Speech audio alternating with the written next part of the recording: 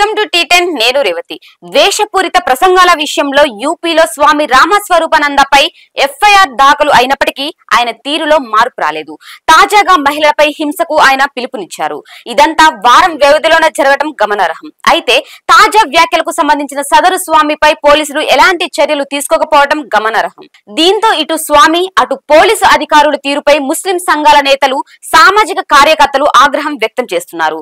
పోలీసులు తెలిపిన వివరాల ప్రకారం రామస్వరూపానంద సమాజంలో శత్రుత్వాన్ని, ద్వేషాన్ని పెంచుతున్నారని దలన్వాలా పోలీసులు ఆయనపై సుమోటో చర్యను తీసుకున్నారు. ఆయనపై ఎఫ్ఐఆర్ ను దాఖలు చేశారు.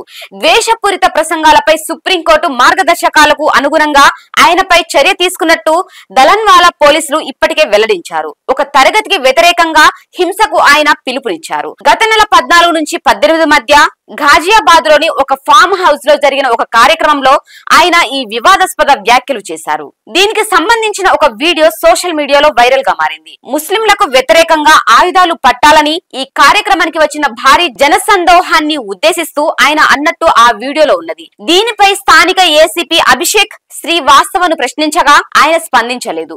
ద్వేషపూరిత వ్యాఖ్యలు చేస్తూ సమాజంలో అలజడిని సృష్టిస్తున్న రామస్వరూపానందపై కఠిన చర్యలు తీసుకోవాలని సామాజిక కార్యకర్తలు డిమాండ్ చేస్తున్నారు.